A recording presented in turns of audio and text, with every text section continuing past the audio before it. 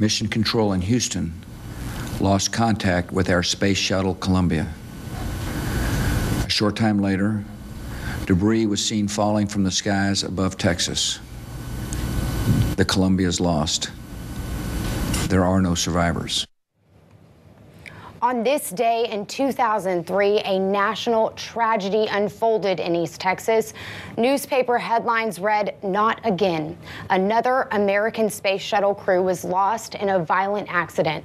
Let's go live now to our Lane Lucky, who's in Sabine County tonight. Lane? Hunter, this has become a ritual of sorts. A memorial service each year brings together two sets of families, the communities of East Texas and America's space agency.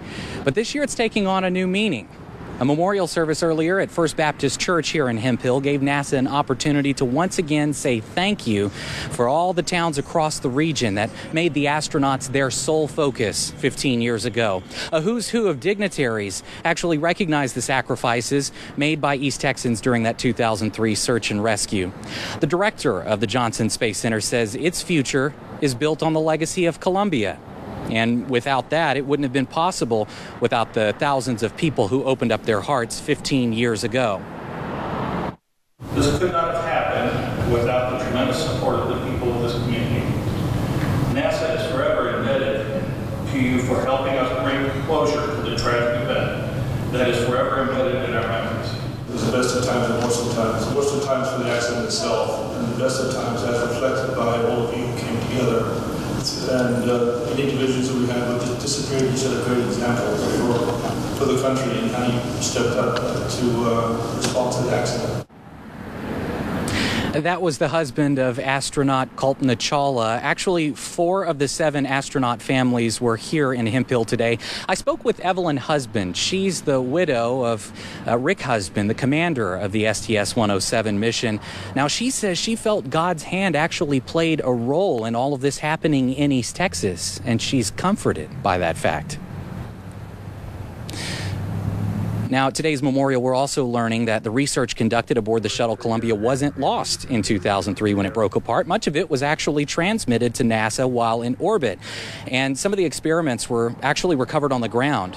About 80 experiments were conducted in orbit on everything from fire in space, recycling water, drug testing, and cancer research.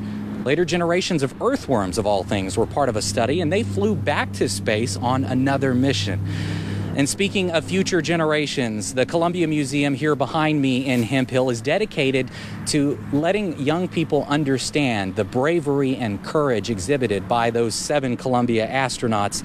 The digital learning classroom inside is also dedicated to making that happen, teaching those students about science, mathematics, engineering, technology, so that they can one day become an East Texas astronaut. Reporting live in Hemphill tonight, Lane Lucky, KTRE, East Texas News 9. Using that tragedy for good. Thanks, Lane. Don't forget, you can look back on this important moment in American history. We've set up a special section on KTRE.com with reflections from key figures in the Columbia disaster.